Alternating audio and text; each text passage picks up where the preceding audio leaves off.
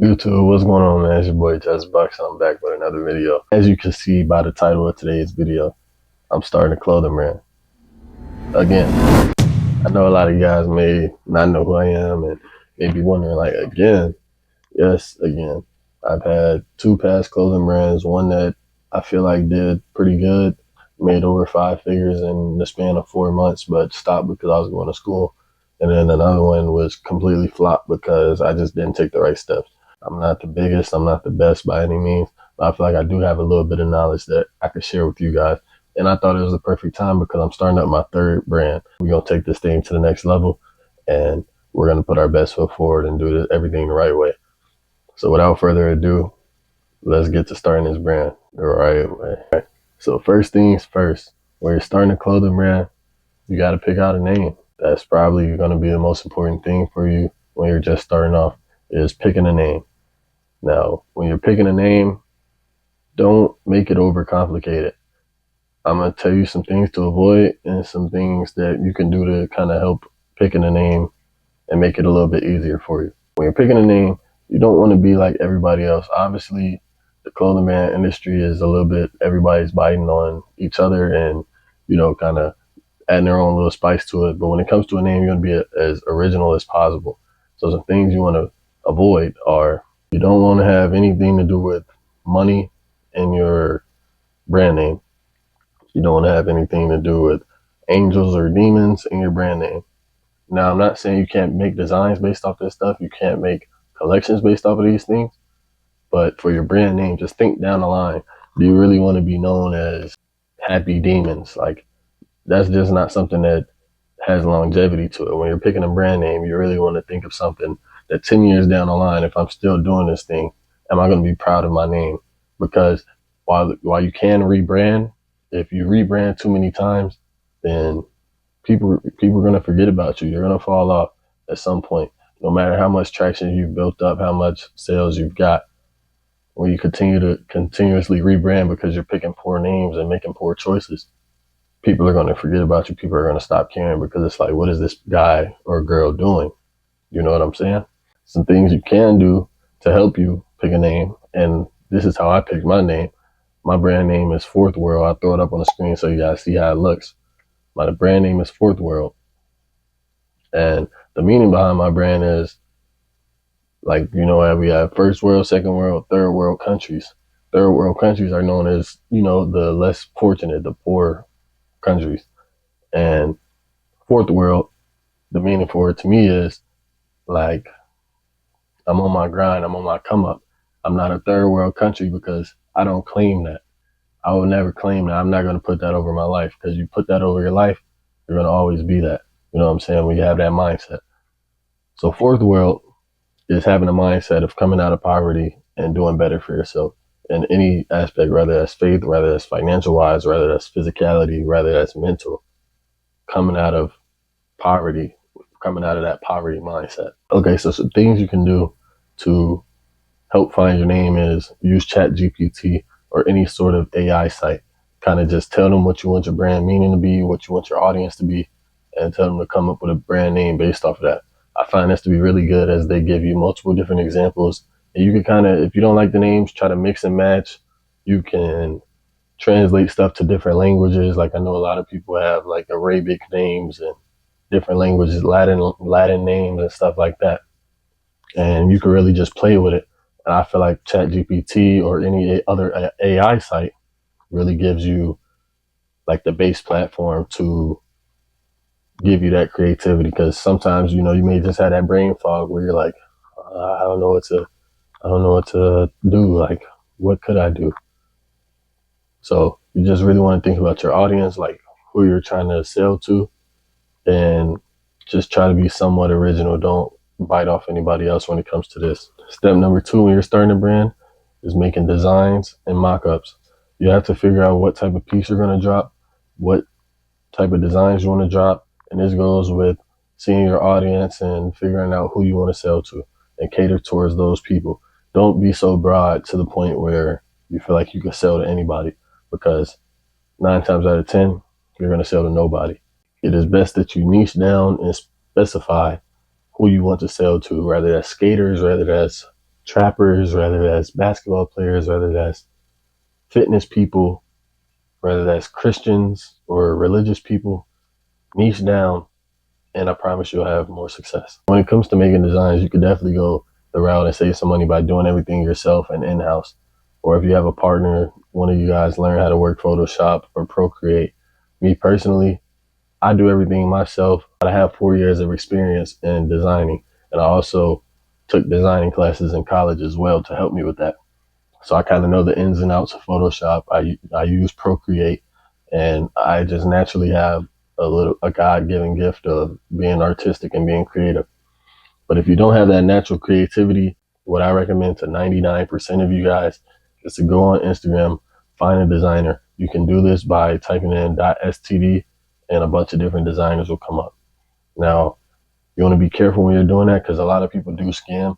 Make sure that when you're purchasing from a designer, it's through PayPal and through PayPal goods and services, not through family and friends or whatever the family and friends title is.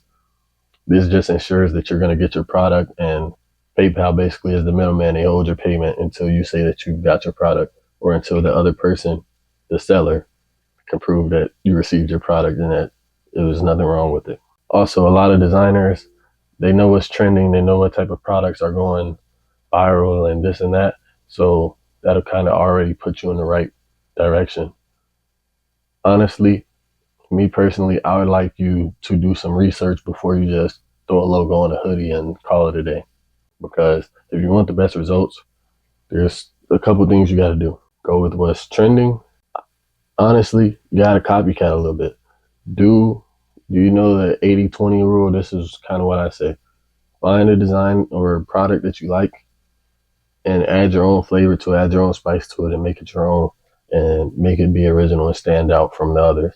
And you can see this in today's society. Like, a lot of people use the same type of blank, same type of designs, but they may add rhinestones, they may add different colorways, they may add different washes and styles and fades, they may distress, do things like that. So you want to be as creative as possible. Don't just drop the first design that you make, because the first one will not be the best one. You want to make sure you have a couple different options, get some feedback from friends and family. If you have a social media presence, post it on social media, and, kind of figure out which one would be the winner. And then you get into the next step, which is getting it manufactured. Now, there's a bunch of different ways you can get stuff manufactured. You could get them manufactured in the US, which is Los Angeles. They have a bunch of different manufacturing companies out there. You can get them in China, and you can also get them in Pakistan. There's a few other countries like Portugal and Vietnam that you can also get into, but I'm not going to really talk about those because I personally haven't used those. But I have used manufacturers in LA, China, and Pakistan. And I'm going to give you a bunch of pros and cons on all three of those. So when it comes to LA, it's going to be expensive.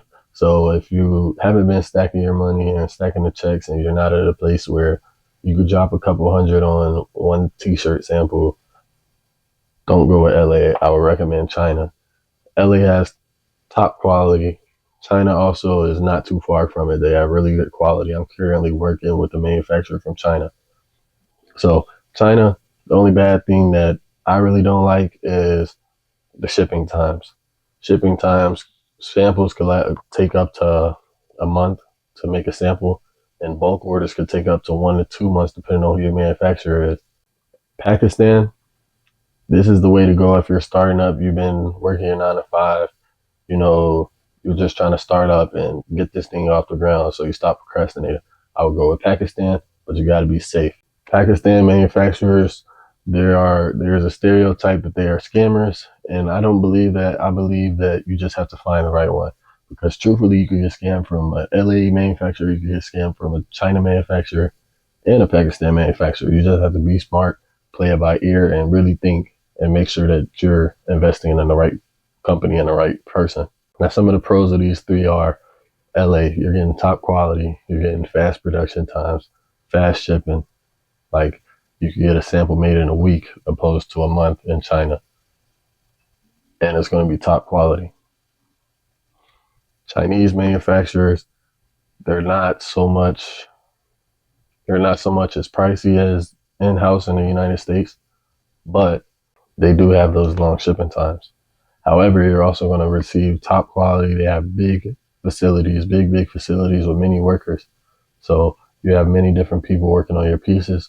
They have great communication and they're easy to find. You can find a Chinese manufacturer or a Pakistani manufacturer just by going on Alibaba.com or downloading the Alibaba app. This is not sponsored. And just kind of type in what you're looking for and you can find it from there. Search through everybody, look at the reviews, look at their pieces. And when you're asking a Chinese or Pakistan or any manufacturer, what you need is you need a mock-up and you need a tech pack. And you're going to make those as detailed as possible down to the T of fabric, color, fade, size charts, piece, design, stitching, all of that. Like you want to tell them all of that. When you're first reaching out to a manufacturer, there's a few questions you want to ask them. You want to reach out, be like, hello. You obviously want to introduce yourself, so you got to start off on the right foot. These are humans too.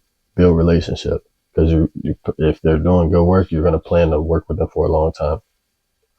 So I would reach out. This is something that I would reach out and say, hello, I'm going to send you my mock-up and tech pack.